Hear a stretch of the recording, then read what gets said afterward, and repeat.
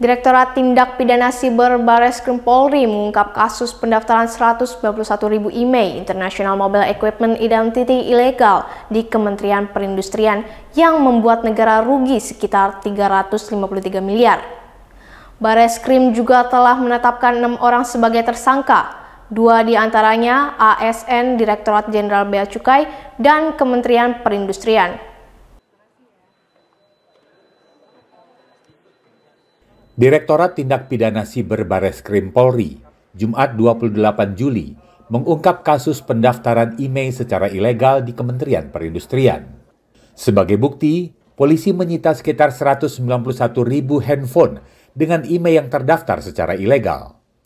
Akibatnya, negara diperkirakan mengalami kerugian hingga mencapai 353 miliar rupiah.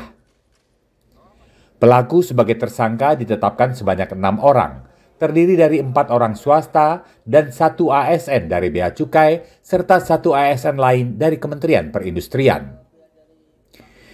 Direktur Tindak Pidana Siber Bareskrim Polri, Dirjen Polisi Adi Vivit, memaparkan hubungan antar pelaku yang diawali oleh pelaku swasta yang kemudian menghubungi ASN Bea Cukai, kemudian dikenalkan kepada ASN Kementerian Perindustrian. Tadi gue sampaikan tuh yang kerugian. Ya, jadi 4 ini pengusaha yang memiliki handphone, kemudian melalui saudara Bea Cukai ini, kemudian ada lagi nanti tersangka lain yang nanti akan kami bidik untuk menyambungkan daripada saudara F. Jadi saudara F ini operator memang yang dia memasukkan identitas tanpa melalui prosedur yang resmi.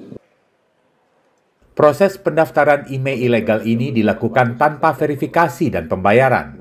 Selain itu, para pelaku juga mempromosikan jasa pendaftaran ilegal melalui e-commerce atau perdagangan elektronik. Para pelaku dijerat dengan Undang-Undang Informasi dan Transaksi Elektronik atau UU ITE.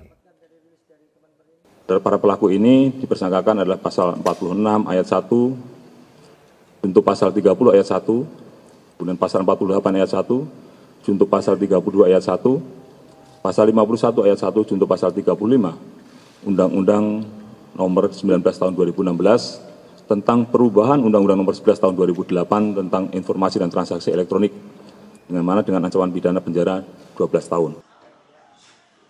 Pengungkapan kasus ini masih menjadi langkah awal. Selanjutnya, polisi akan menugaskan satuan khusus lintas direktorat dan lembaga untuk mendalami kasus ini secara lebih rinci.